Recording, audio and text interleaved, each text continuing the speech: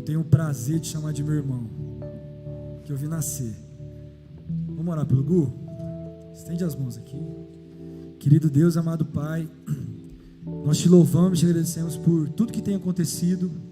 Nós sabemos que os céus estão abertos, nós sabemos que a tua mão estão estendidas, e nós queremos tomar posse de tudo que o Senhor tem para nós. Nós queremos ser transformados por ti. A cada pedaço da nossa vida nós queremos ser diferentes, Pai. Até aquilo que a gente acha que está certo, o Senhor muda e deixa melhor, em nome de Jesus.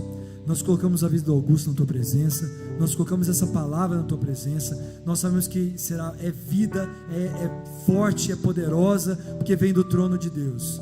Abençoa a voz dele, abençoa o Espírito que está dentro dele, que venha fluir entre nós, em nome de Jesus, amém. Boa noite, irmãos. A paz do Senhor, irmãos, amém. Oi? Que o senhor quer? É só apertar aqui, ele vai? Valeu, Ramon. Não, pode ficar de boa, valeu. Amém, irmãos, só um instantinho, por gentileza. Ok. A paz do Senhor, igreja. Eu preciso confessar uma coisa para vocês. O Guilherme estava falando aqui de o Senhor avisa, o Senhor avisa, o Senhor avisa. Nunca antes na minha vida, em todas as vezes que me levaram para pregar em algum lugar, me convidaram, prega aqui para a gente, nunca antes eu tinha mandado antes a palavra para o pastor da igreja, antes de trazer a palavra para a igreja. E dessa vez eu fiz isso. O Guilherme, meu irmão, me avisou que ia pregar ontem, irmãos. Ele falou, você pode pregar amanhã para nós? De lá para cá, irmãos, do momento que ele me falou, até este instante, aconteceram tantas coisas, mas tantas coisas, era como se houvesse alguma coisa tentando impedir eu de trazer essa palavra aqui, irmãos. E eu queria que os irmãos colocassem de pé rapidamente, por gentileza. Vamos orar rapidinho, irmãos? Vai ser rápido, eu juro. À medida com que eu for falando, eu quero que você aponte para aquela porta assim, tá bom? E você vai falar, sai daqui. Amém? Então vamos lá? Espírito de intriga, sai daqui. Espírito de confusão, sai daqui. Espírito de contenda, sai daqui. Espírito de mentira, sai daqui. Espírito de calúnia, sai daqui. Espírito de difamação, sai daqui. Espírito de distração, saia daqui, em o nome de Jesus Cristo. Em nome de Jesus Cristo. Pode sentar, igreja. Abre a sua Bíblia em Juízes 9. Versículo 8. Irmãos, eu acho que eu vou deixar gente chateada comigo hoje. É sério, irmãos. Eu pedi umas 15 confirmações para Deus sobre essa palavra aqui, irmãos. É sério. Eu falei, Deus, a minha expectativa é que alguma confirmaçãozinha o Senhor diga, não é isso, é coisa da sua cabeça, não é para você falar isso, essa é a sua opinião pessoal, não é para você levar isso para a igreja, mas o Senhor confirmou isso diversas vezes, então lá vai, Juízes 9, versículo 8, amém, irmãos? Vixe, quem está cansado, diga amém, quem está acordado, diga aleluia! Juízes 9, 8, vamos lá. Um dia as árvores se puseram a caminho para ungir um rei, que reinasse sobre elas. Disseram a oliveira, reina sobre nós. A oliveira lhes respondeu, renunciarei a eu o meu azeite, que tanto honra aos deuses como aos homens, a fim de balançar-me por sobre as árvores. Então as árvores disseram à figueira, vem tu e reina sobre nós. A figueira lhes respondeu, irei eu abandonar a minha doçura e o meu saboroso fruto, a fim de balançar-me por sobre as árvores? As árvores disseram então à videira, vem tu e reina sobre nós. A videira lhes respondeu, irei eu abandonar meu vinho novo, que alegra os deuses e os homens, a fim de balançar-me por sobre as árvores? Então todas as árvores disseram ao espinheiro: vem tu e reina sobre nós. E o espinheiro respondeu às árvores: se é de boa fé que me ungis como rei sobre vós, vinde e abrigai-vos à minha sombra. Se não, sairá fogo dos espinheiros e devorará até os cedros do Líbano. Eu mandei essa palavra aqui para o pastor Silas ontem, perguntando: pastor Silas, o Espírito Santo está ministrando uma coisa muito pesada para eu falar na igreja, é polêmico, e tem gente que pode achar ruim durante a pregação, depois da pregação, vir brigar comigo, porque as pessoas brigam muito por conta disso. O pastor Silas, com aquela sabedoria, se o pastor Silas fosse mineiro, ele diria, a resposta dele foi mais ou menos assim: meu filho, se é de Deus, toca o barco. Então, irmãos, eu vou trazer uma coisa aqui para vocês. Esse texto de Juízes, o contexto histórico dele é o seguinte: possivelmente vocês se lembram de Gideão, amém, irmãos? Muito bem, Gideão morreu, e ele teve vários filhos. A Bíblia diz que ele tinha uns 70, porque ele tinha várias mulheres também. E aí, um dos filhos dele chamava Abimeleque, nome bonito, né? Abimeleque, ele chegou no pessoal da cidade de Siquém, os siquemitas, e ele começou a jogar uma conversinha bonitinha para cima deles, um discurso legal. Ele falava: gente, vocês preferem que 70 pessoas reinem sobre vocês? Por que não seria mais fácil um só reinar sobre vocês? Olha, eu sou carne de vocês, osso de vocês, eu sou irmão de vocês. O discurso dele era um discurso bonito, era um discurso que chamava atenção, e os siquemitas caíram no discurso de Abimeleque, e aí eles instituíram Abimeleque como rei de Siquém. A primeira coisa que Abimeleque fez, quando ele se tornou rei, foi contratar mercenário e matar todos os filhos de Gideão, matar todos os seus irmãos. Só que um conseguiu escapar, o nome dele era Joatão. E Joatão, enquanto ele ia fugir, ele falou essa fábula para o povo de Siquém. Ele falou então que, deixa eu contar uma coisa para vocês. As árvores pediram a videira disse: eu não vou reinar sobre vocês, não. As árvores disseram a oliveira disse: eu não vou reinar sobre vocês. E pediram para a figueira, eu não, vou perder meu tempo de reinar sobre vocês. Então, as árvores foram lá e correram atrás do espinheiro.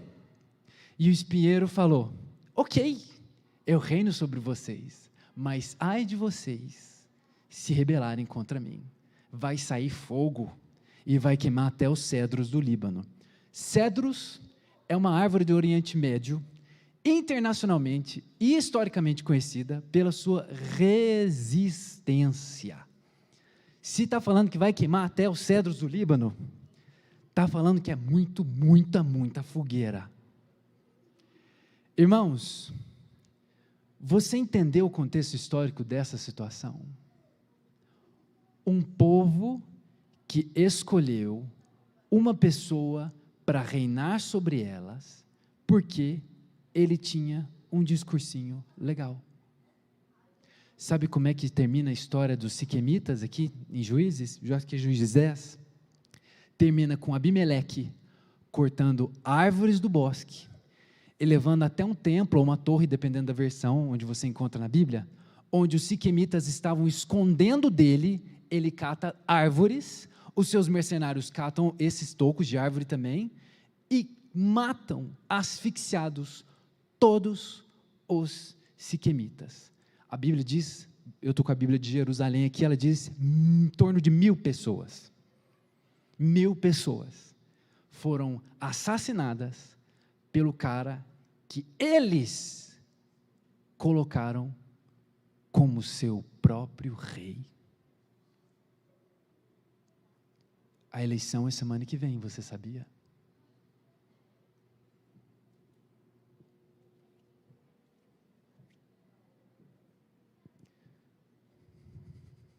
Vocês já ouviram falar daquele site Portas Abertas?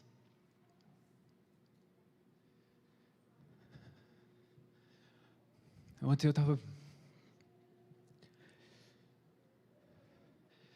mexendo nesse site, porque à medida com que o Espírito Santo ia ministrando essa palavra no meu coração, eu escrevia e eu falava: Deus, não é possível que você vai me fazer levar essa palavra para Monte Hebron amanhã. Não é possível que você vai me fazer falar isso para aquela igreja amanhã.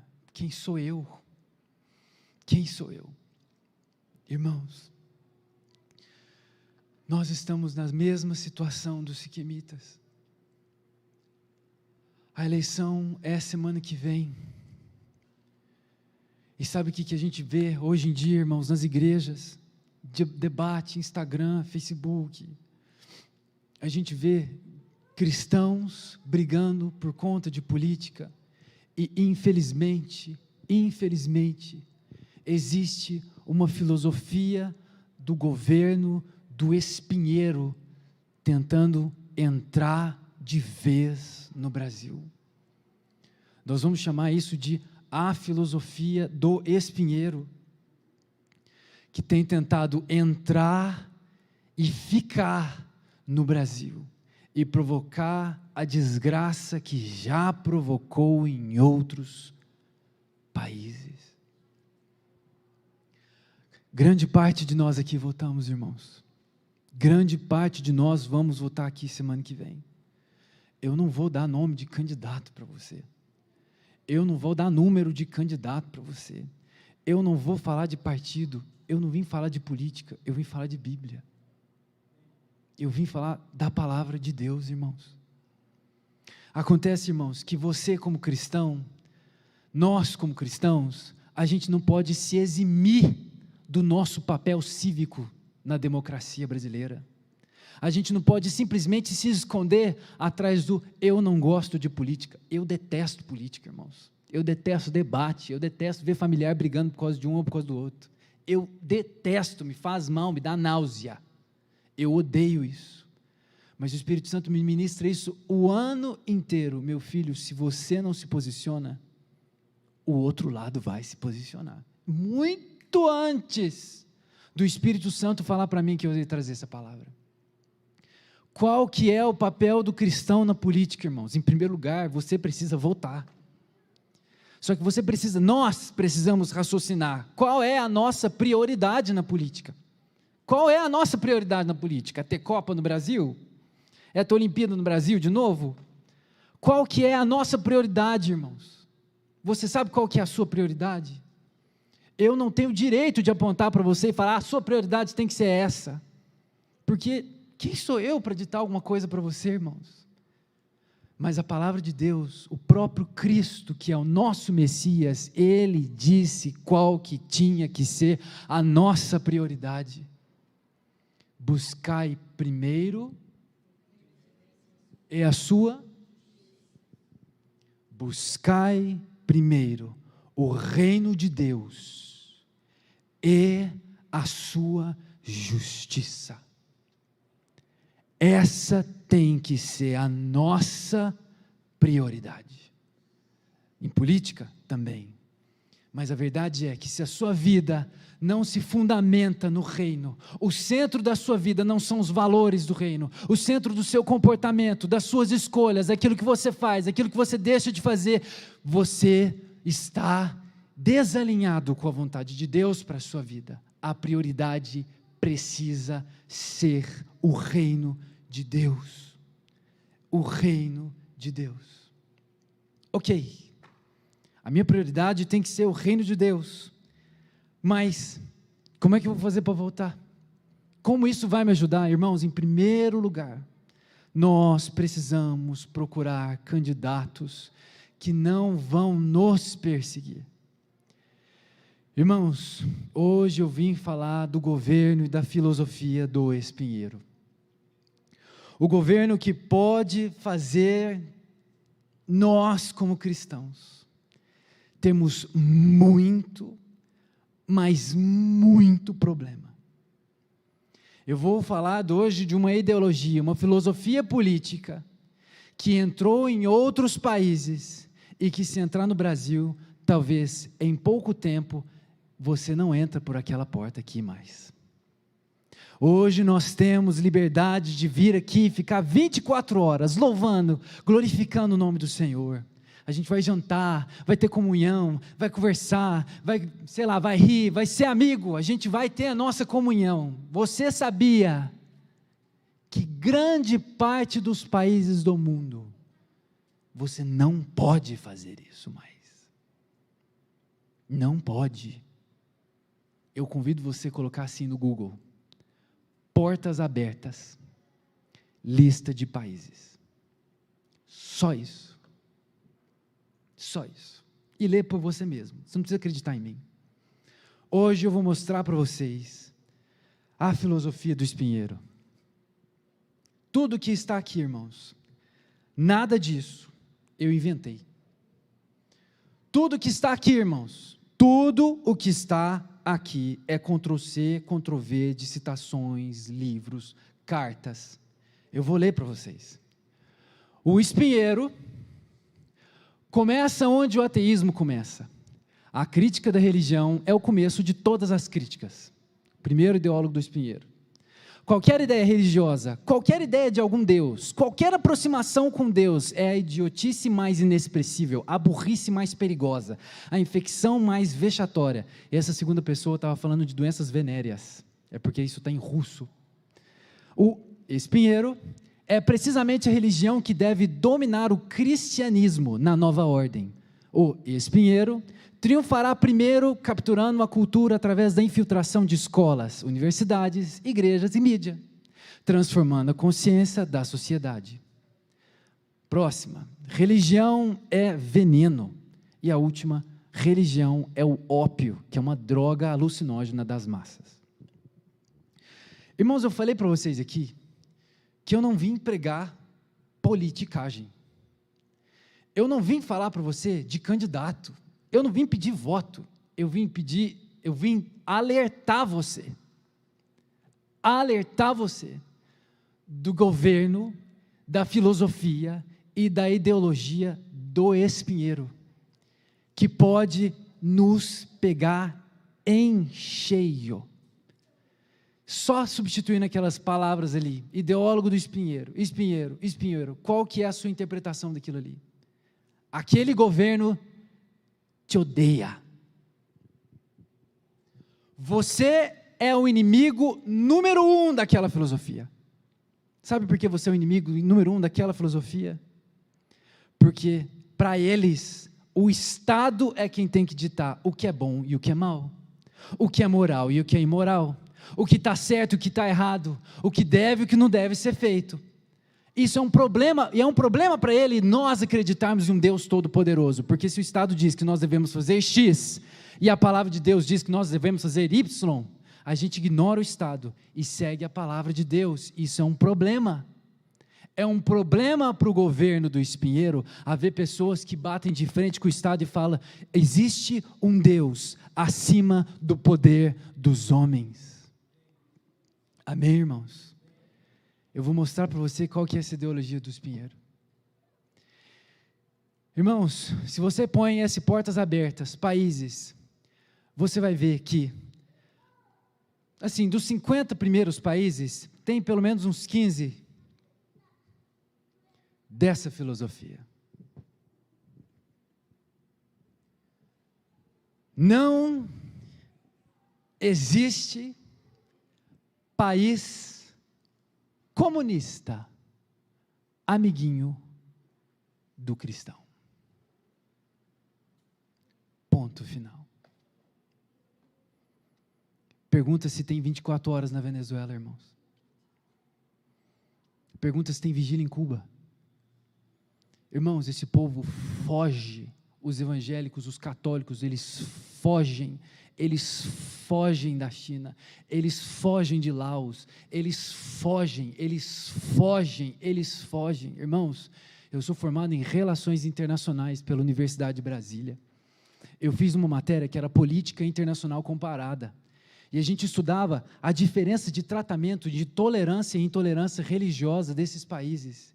E a gente ficava, assim, eu como cristão ficava de queixo caído. Os meus colegas como ateus, eles achavam completamente normal. Irmãos, o governo do Espinheiro está batendo na porta do Brasil. E a chave dessa porta está nas suas mãos. Você vai abrir? Você vai abrir, irmãos? Ah, mas esses ideólogos aí são de 100 anos atrás. Não é assim mais. Irmãos, assim como Abimeleque, que trazia um discurso de paz e irmandade, eu sou amigo de vocês. Eles têm um discurso de tolerância, de paz e de amor, mas quando eles assumem o poder, é isso que acontece. Todas as notícias que estão aqui são de até 2 anos atrás, 2020 para cá, todas. Olha aqui do Nicarágua, 6 de setembro. Esse aqui, ó, é uma foto de um padre entrando dentro da igreja dele queimada. Esse cara aqui.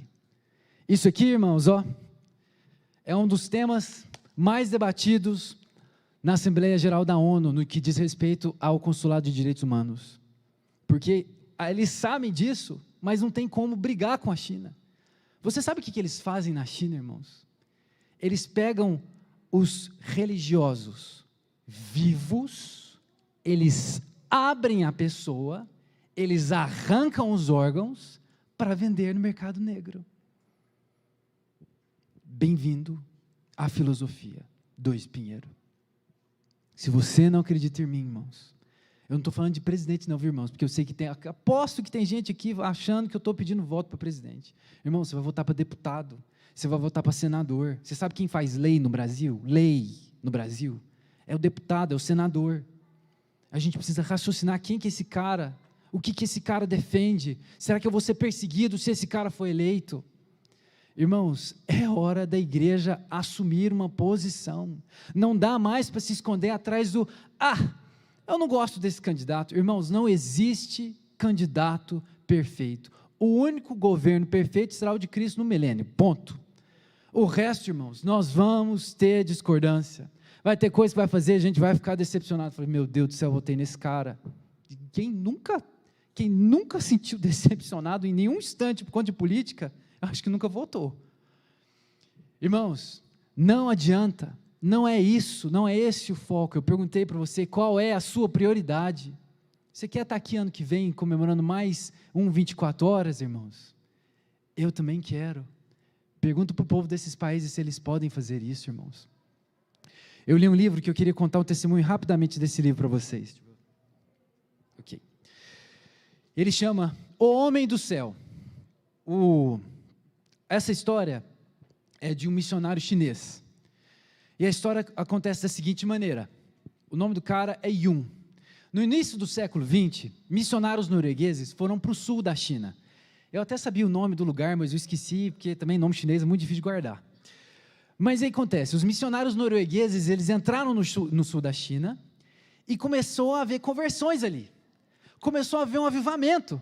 As pessoas começaram a converter, a aceitar Jesus, orar em línguas, a haver profecias, e curas, e restauração, e transformação. Só que aí veio o governo do Mao Tse Tung, que estava no slide anterior. Existe um período na história chinesa que eles chamam de a Revolução Cultural. Deixa eu contar para você o que aconteceu nessa revolução. Quando ocorreu a Revolução Cultural na China, os policiais do Partido Comunista cataram os professores, e eles contam isso, ele conta isso no livro, ele escreveu esse livro, esse missionário. E eles colocaram os professores ajoelhados na praça pública das cidades. E aí eles pegavam uma arma, apontavam na nuca do professor e falava: você nega Jesus? Se o professor fosse cristão, ele dizia não. Puf, próximo. Você nega Jesus? Se o professor fosse cristão, ele diria não. Puf, próximo. Puf, próximo. Puf. A esposa de Mao Tse Tung, ela chegou a dizer com orgulho numa conferência internacional: nós varremos a Bíblia da China. Eles simplesmente tentaram de tudo aniquilar o Evangelho na China. Só que o nosso Deus é o nosso Deus, irmãos. Eu vou contar para vocês o testemunho desse missionário rapidamente. Quando os noruegueses estavam lá no sul da China, uma moça se converteu. E ela aceitou Jesus, e ela teve uma experiência renovadora com Cristo. Mas quando ocorreu a Revolução Cultural, os noruegueses ou foram mortos ou foram expulsos da China. Todos os missionários foram expulsos da China. E aí passaram muitos anos, aquela moça que havia se convertido, ela esfriou na fé, porque não tinha como ter culto, não tinha como ter reunião, não tinha como ter louvor, não tinha como ter nada. Então ela acabou se esfriando na fé, afastou de Cristo. Aí ela casou e teve 4 filhos. O primeiro desses 4 filhos é o Yun, que é o missionário que escreveu esse livro. Esse irmão Yun, o que ele fez? Ele não conhecia Jesus, ele não conhecia nada. O pai dele, esposo dessa moça que havia conhecido Jesus, ele pegou um câncer. E um câncer incurável, não tinha como curar de jeito nenhum. E eles eram pobres, mas tudo que eles tinham, eles venderam para tentar gastar com o médico, para ver se o cara sarava. Aí o médico um dia virou para a família e falou assim: olha, leva esse cara para sua casa, deixa ele morrer em casa, porque não tem jeito. Esse cara vai morrer, ele não vai sobreviver, pode esquecer. Desse jeito. E aí, eles levaram o pai para casa, e essa moça, que já tinha 4 filhos, ela pensou: meu Deus do céu, todo mundo aqui trabalha na agricultura. O meu marido é o único braço forte, eu tenho 4 meninos pequenos, o mais velho, que foi o escritor do livro, tinha 14. Ele vai morrer, a gente não vai conseguir trabalhar, vão todos os meus filhos morrer. O que ela fez? Ela pôs todos os filhos para dormir, o marido para dormir, que já estava morrendo, e ela amarrou uma corda, e foi pôr o pescoço para se enforcar. Mas na hora que ela ia pôr o pescoço, ela ouviu uma voz, dizendo: não esquece que você tem um pai. E ela tirou a corda, assustada, olhando em volta para ver se algum menino tinha acordado. Não tinha ninguém acordado. Aí ela foi pôr o pescoço de novo na corda, e ela ouviu de novo a mesma frase, a mesma voz, dizendo: se lembra que você tem um pai. Naquela hora o Espírito Santo tomou o coração dela. Ela ajoelhou e começou a chorar e clamar perdão por ter se afastado, perdão por ter esfriado, perdão por estar tentando suicídio, perdão. E aí ela acordou os 4 meninos e falou: gente, vamos orar pelo seu pai, que Jesus vai curar o pai de vocês. E aí os meninos, o irmão Yun, que é o mais velho, ele conta que estava todo mundo meio zonzo, assim, não estava nem sabendo o que estava acontecendo, eles não sabiam o que era Jesus, eles não sabiam o que era orar, e menos ainda o que era curar. A mãe estava orando: Jesus, cura o meu marido, e os 4 meninos estavam repetindo o que ela falava: cura meu pai, né? Estou morrendo de sono, no meio da madrugada. Gente, o que deu na minha mãe, pelo amor de Deus? E a mãe orando, e os meninos orando junto. Resultado, o cara foi curado. Ele foi curado de câncer. No dia seguinte o cara estava em pé, inteiro. E aí aí foi um impacto na vida deles, porque o cara tinha sido curado de câncer. E aí o que a mãe falou para os meninos? Ela falava para os meninos ir no vizinho e chamar uma família para ir para casa. E quando os meninos faziam isso, a família que eles chamavam pensava: nossa, morreu o pai deles, né? Eles devem ter chamado para o enterro. Aí na hora que entrava dentro da casa, estava lá ele vivinho, animado. E aí acontece, a mãe ia lá e pregava o evangelho para a família, e a família se convertia, tinha um encontro real com Cristo, falava: meu Deus do céu, nunca tinha ouvido falar de Jesus Cristo, Ele existe, Ele vem para curar. E eles começaram a fazer isso com diversas famílias, e todas as famílias achando: não, vai ser o velório, mas elas saíam de lá convertidas, falando: nossa, Deus existe, Jesus Cristo, aleluias. E aí, irmãos, começou a haver um avivamento naquele lugar, começou um avivamento naquela terrinha, naquele lugarzinho ali. E esse irmão Yun, ele já tinha uns 14, 15 anos, e ele tinha um sonho de ver uma Bíblia. Ele queria ver uma Bíblia, porque o Partido Comunista, ele queimou tudo. E se você não quiser se livrar da sua Bíblia, não tem problema, a gente vai queimar a sua Bíblia, só que com você junto. Irmãos, e aí ele orava e falava: Deus, eu quero ver uma Bíblia, Deus, eu quero ver uma Bíblia. Aí um dia ouviram falar que ele queria ver uma Bíblia e contaram para ele na surdina, assim, olha, deixa eu contar um trem para você. Tem um pastor ali, no povoado vizinho, ele tem uma Bíblia. E aí ele falou para a mãe, vamos lá, que eu quero ver Bíblia, vamos lá. E aí ele pegou a mãe e foram para o povoado e encontraram um pastor. E o pastor já estava muito velhinho. Aí ele falou assim para o irmão Yun, olha, se você quer ver uma Bíblia, faz o seguinte, você ora que Deus vai mostrar uma para você. Aí eles voltaram para casa, e aí ele começou a orar, Deus, eu quero ver uma Bíblia, Deus, eu quero ver uma Bíblia, Deus, eu quero ver uma Bíblia. Orou um mês, resultado, aconteceu nada. Aconteceu absolutamente nada, irmãos. E aí ele voltou indignado para a casa do pastor. Lá no povoado, ele foi sozinho e falou, olha, eu fiz o que você falou. Mas eu não vi Bíblia ainda, nunca vi Bíblia. Faz o seguinte, pega a sua Bíblia, só mostra para mim, eu não preciso nem pegar nela.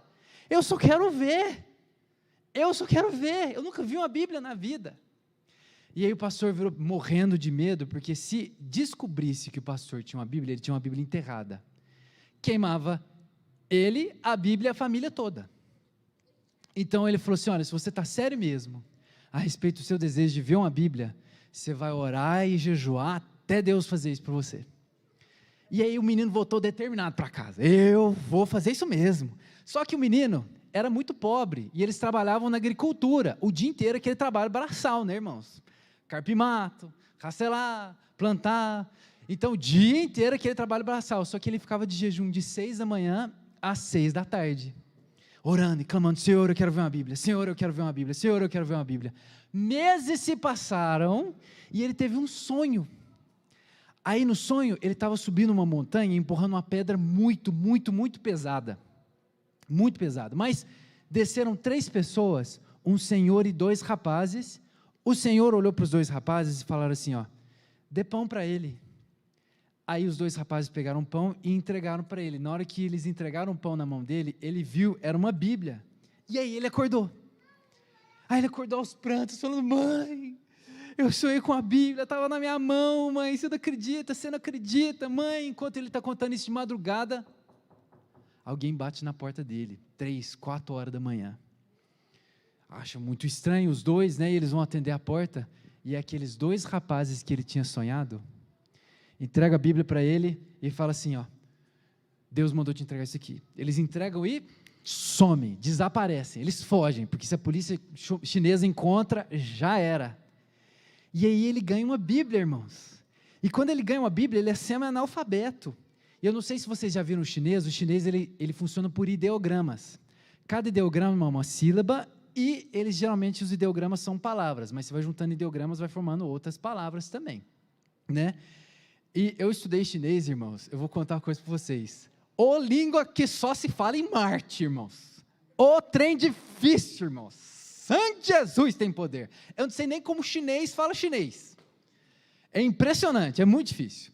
E aí acontece, ele não sabia um monte de ideograma lá que estava escrito, então ele foi na biblioteca da cidade, e ele começou a estudar os ideogramas, e ele começou a memorizar um capítulo da Bíblia por dia, e ele começou pelo livro de Mateus, lá pelas genealogias. Fulano, filho de Ciclano, filho de Beltrano, ele memorizou, e ele memorizava um capítulo por dia, o dia inteiro, trabalhando e falando versículo. Fulano, filho de Ciclano, filho de Abraão, filho de Davi, filho de Isaac, filho de Jacó, filho de Saicá, filho de Zé Coveiro. Irmãos, e ele passou o tempo todo memorizando a Bíblia, o dia inteiro, um capítulo por dia. Passando algum tempo, uma outra cidadezinha descobriu, olha, deixa eu te falar um negócio, escuta aqui, estão falando aí que você tem uma Bíblia, você tem uma Bíblia mesmo? E aí ele confirmou, sim, eu tenho uma Bíblia, estou memorizando a Bíblia. Vai lá falar da Bíblia para nós. E aí um povoado chamou ele para pregar lá, nesse povoado. E aí tem que ser de madrugada, né, irmãos? Todo mundo enfiou dentro de uma caverna de madrugada. Não, essa não era uma caverna, não, é tipo um galpão.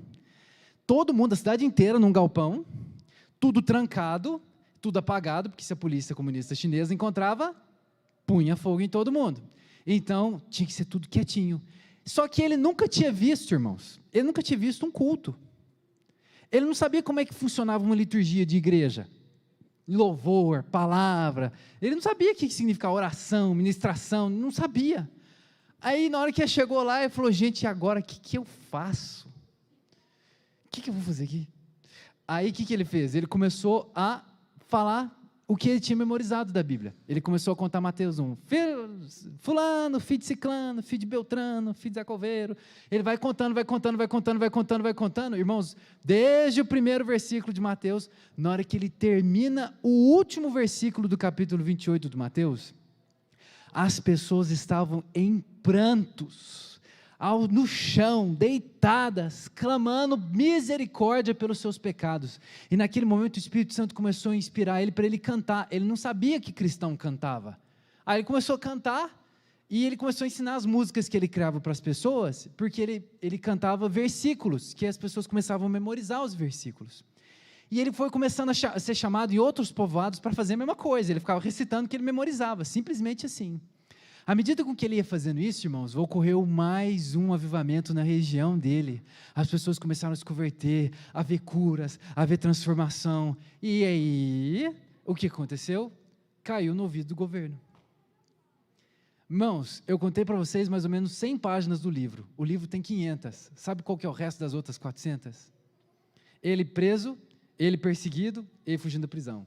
Ele preso, ele perseguido, ele fugindo da prisão. Irmãos, a vida daquele povo é fugir da polícia, se encontrar em caverna, e assim, os cultos deles, irmãos, da China, às vezes eles levam 4, 5, 6, 10 dias. Eles entram no lugar, eles sentam, eles ficam lá, e o pastor vai ministrar a palavra, ele fala 12 horas. 12 horas, porque eles não sabem se eles vão ter alguma vez na vida, alguma outra oportunidade de ouvir a palavra de Deus. Eles não sabem, porque aquela pode ser a única oportunidade que eles têm. Tanto é que esse irmão, o irmão Yun, que escreve esse livro chama O Homem do Céu. Esse irmão Yun, que escreve esse livro, ele fala, a gente começou a chamar pastores dos Estados Unidos para vir pregar para a gente, mas o cara vinha, pegava 30 minutos e cansava. Aí a gente ficava assim, mas já acabou? Mas ele pregou menos de 7 horas. Porque eles estavam acostumados a pessoa falar. E eles começaram a chamar pessoas de outros países, mas eles falavam, olha, você tem que pregar no mínimo 2 horas. Se você que tiver com vontade de beber água aí no banheiro, a gente fica sentadinho esperando você. Mas ninguém vai levantar, ninguém vai sair até você conseguir terminar de fazer as 2 horas. E eles começaram a fazer isso para ver se eles conseguiam chamar outras pessoas para pregar para eles. Irmãos, esse é o paraíso do governo do Espinheiro. Deixa eu te perguntar uma coisa, é isso que você quer para o Brasil? É isso que você quer para o Brasil, irmãos? Você quer um evangelho frio, perseguido? Você quer que feche Monte Hebron, irmãos? Porque se você acha que eu estou inventando a história da carochinha, olha aquelas notícias ali, ó. Irmãos, eu não estou pedindo voto, eu estou pedindo ore e vote, mas raciocina, quem é quem você está votando, e o que é que ele defende, irmão, semana que vem, são as eleições do Brasil, e eu acredito que não havia momento mais propício para falar sobre esse assunto. Hoje, irmãos, eu queria que nós levantássemos um clamor pela nossa nação, eu queria que nós orássemos pela nossa nação. Irmãos, eu amo vir aqui na Monte Hebron, eu amo cantar naquele canto, ou naquele canto, vocês veem que eu danço que nem uma pessoa que tem problemas, adoro, eu não me constranjo, eu louvo como se não houvesse amanhã, eu amo fazer isso, eu amo ouvir o pastor Silas, eu amo ouvir a pastora Ângela, eu amo estar com vocês, eu amo comer, contar piada, comer o pão de queijo amanhã, não vou poder que eu estou de dieta, mas, irmãos, eu amo fazer isso. Aqueles países, eles foram daqueles que ouviram o papinho de Abimeleque e falaram, não é tão ruim assim, e eles caíram naquela trela e hoje eles estão assim. Eu não quero isso para o meu país. Mas se isso ocorrer, irmãos, preveremos um novo ano judaico bastante difícil para nós. Porque se você conhece Jesus Cristo de verdade, você vai ter que se virar para permanecer cristão. Prepare-se para ser perseguido. Não se assuste em ver o pastor Silas preso. Não se assuste em todo dia algum pastor preso por intolerância, porque isso já acontece no Canadá. Isso já acontece em alguns estados dos Estados Unidos, que ouviram a conversinha do governo do Espinheiro e falaram, não, é um governozinho de paz e amor. Essa semana, eu e minha esposa, a gente estava assistindo o testemunho do Alessandro Vilas Boas, que ele está lá na Inglaterra. E lá na Inglaterra, ele conta assim, gente, a gente passa na frente da casa do C.S. Lewis, a gente passa na frente, na casa dos avivalistas, a igreja fundada por John Wesley, e sabe o que as pessoas falam? Mais uma igreja, mais uma igrejinha. As pessoas não querem saber de Cristo, o progressismo, o liberalismo, a libertinagem, a moral não cristã, estabelecida como o modus operandi de uma sociedade, até mesmo estabelecida por lei. Só um último exemplo, falando ainda da Inglaterra, tem uma senhorinha que eu vi o testemunho dela faz 3 anos. A senhorinha e o senhorzinho, eles tinham um hotel em Londres, próximo a Londres. E aí, o que acontece? Eles só aceitavam que dormissem no mesmo quarto se fossem casais casados. Se fosse 2 pessoas, um homem e uma mulher, que não eram casados, eles não deixavam. Vocês não vão poder dormir no mesmo quarto. E aí acontece, essas pessoas, elas iam procurar outro hotel. Simples assim. Mas um dia foram 2 homens. E eles falaram, a gente quer o mesmo quarto. E a senhorinha falou, nós somos evangélicos. Aqui você não vai ficar no mesmo quarto, não. É você num, você no outro. Resultado, foram punidos pela justiça. Tiveram que pagar 2 milhões de libras, e eles ainda foram foram entrevistados na televisão, porque os ingleses estavam espantados, estupefados. Como assim, no século 21, você é uma pessoa que não deixa 2 homens fazerem o que querem dentro do quarto? Ela virou para eles e falou assim, podemos estar no século 21, mas o meu Deus é o mesmo, Ele não muda. Os seus valores não mudam, então eu não mudo também. Uma senhorinha, ela pagou 2 milhões de libras, sei lá como, porque ela não quis abrir mão dos valores do reino de Deus, por conta dos valores do governo do Espinheiro. Eu queria que nós orássemos, irmãos, e eu sei que são 11 horas da noite, desculpa Gui, passei, 11h15, são 11h15, e talvez você já esteja cansado, assim, querendo bocejar, precisando de um café, cappuccino, energético, mas se possível, se você conseguir, eu queria que você se ajoelhasse onde você está, irmãos.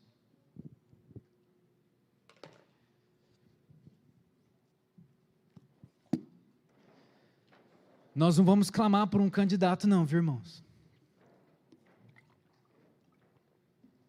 Por um número, por um partido, por uma legenda, não. Nós vamos clamar pelo reino de Cristo nessa nação. Você pode tocar, caia fogo. Altíssimo Deus Todo-Poderoso Pai, prostrada diante de Ti está a sua igreja. Nós, Senhor Deus, nós temos uma dependência completa de Ti, Senhor Deus. E Pai, nós sabemos que temos sido falhos, porque dentro da igreja há disputas, há orgulho, há arrogância, há petulância, há picuinha, há traições, há inimizades. Senhor Deus, há muitos de nós, se não nós mesmos, que somos pessoas que dão péssimo testemunho para as pessoas que não Te conhecem. Pessoas que pecam e não se arrependem, pessoas que não se importam com uma vida de santidade, pessoas, Senhor Deus, que não estão nem aí para ter uma vida diária de meditação e oração, pessoas que nem sabem o que é jejum mais, Senhor Deus, pessoas que vivem na carne, Senhor Deus, pessoas que se distanciaram de Ti, se esfriaram na fé, Senhor Deus, pessoas que se mancomunaram com o mundo, Senhor Deus, e que perderam, Pai, o primeiro amor, o segundo, o 10º, amor nenhum há mais, Senhor Deus.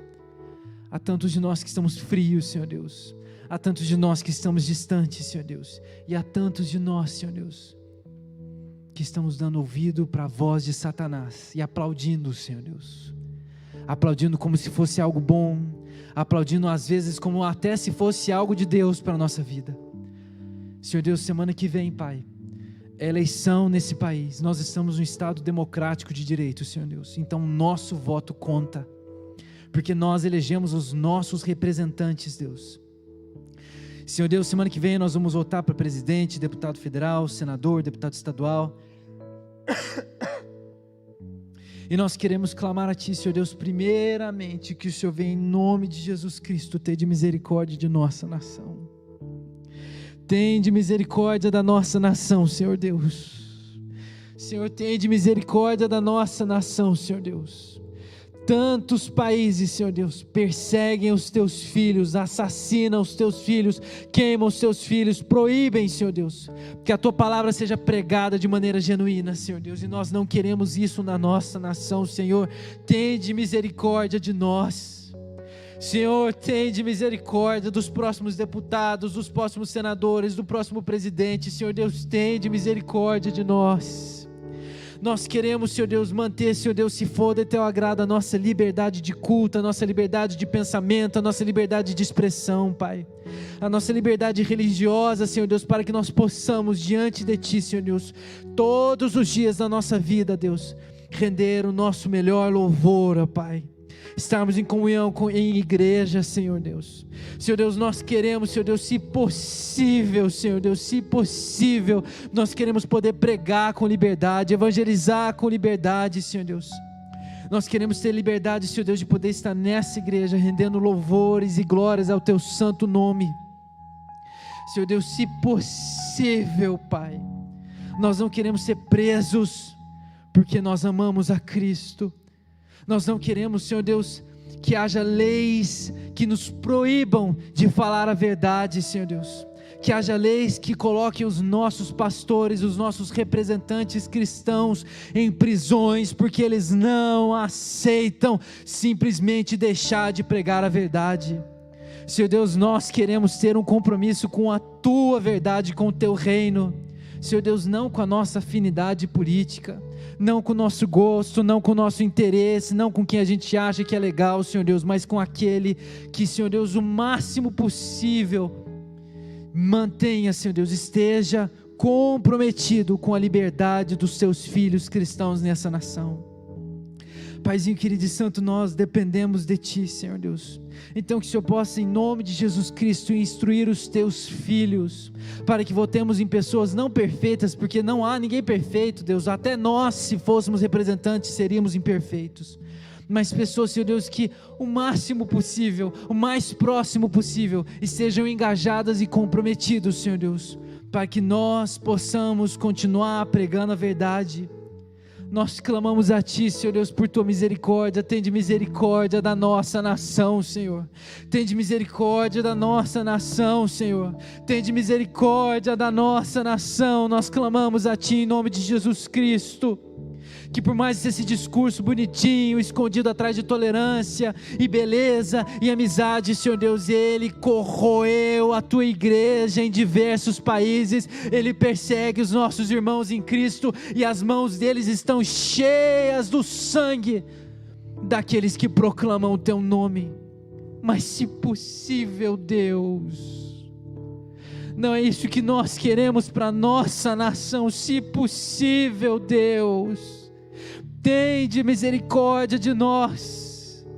Desperta a Tua igreja, Deus.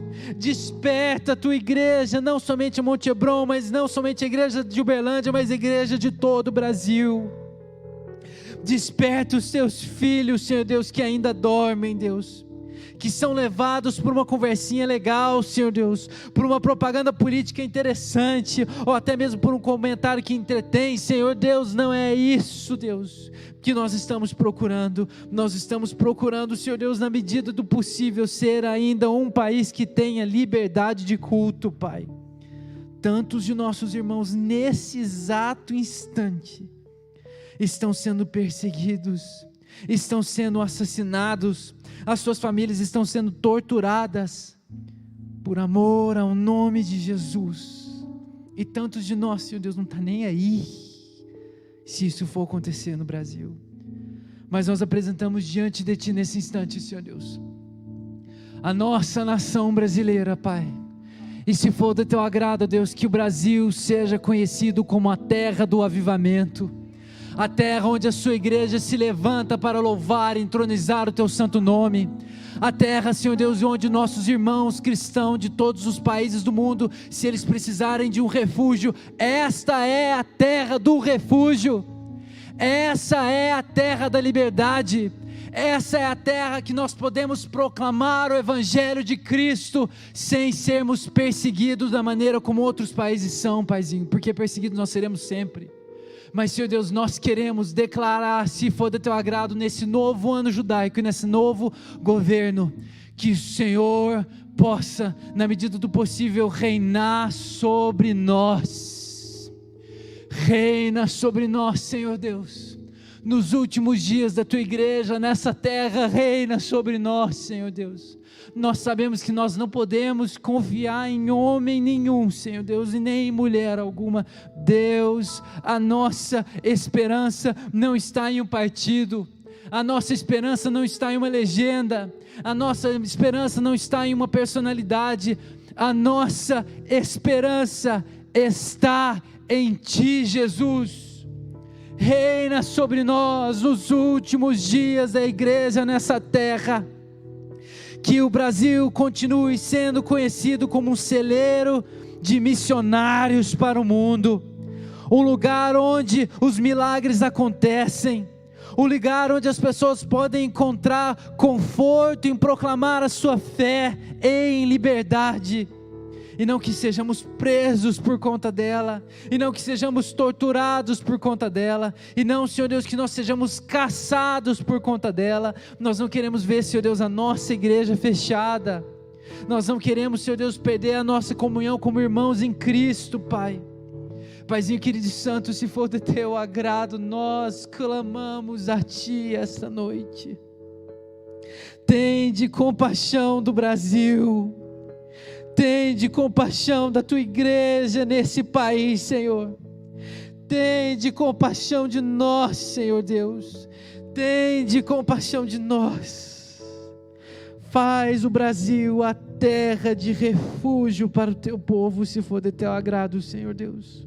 A terra do avivamento, Senhor Deus, em nome de Jesus Cristo.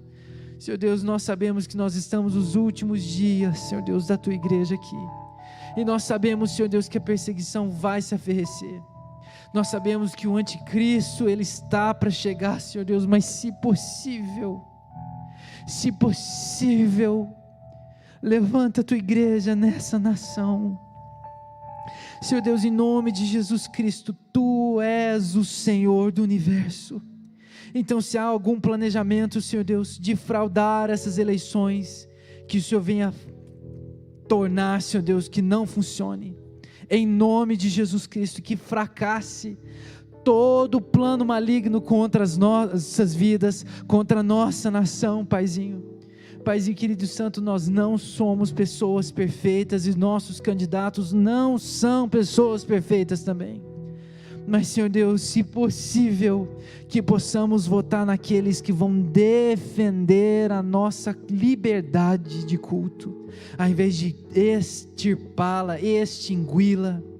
Senhor Deus e Pai, em nome de Jesus Cristo, nós clamamos o Teu perdão e a Tua misericórdia, por tantas vezes que apoiamos aqueles que Te detestam, aqueles que Te odeiam, aqueles que querem acabar com o reino de Deus no mundo, Pai, aqueles que adoram o pecado, adoram Satanás e estão mancomunados com o inimigo. Senhor Deus, tem de misericórdia da Sua igreja, Pai, mas nós clamamos a Ti, levanta o Teu povo semana que vem, naquele domingo, Senhor Deus, levanta o Teu povo, Senhor Deus, e se possível, nós clamamos por Tua intervenção mais uma vez nessa nação.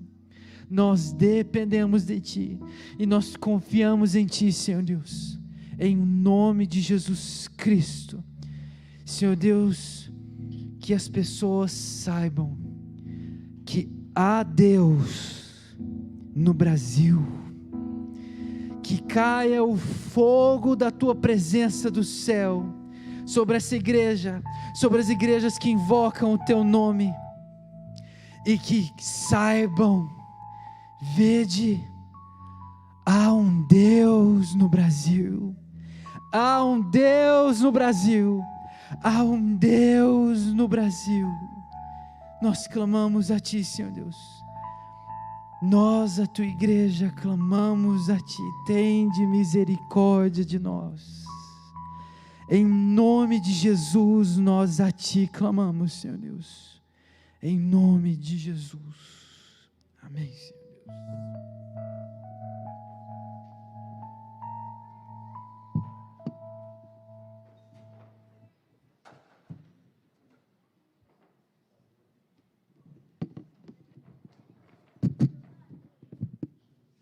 Amém, amém, amém.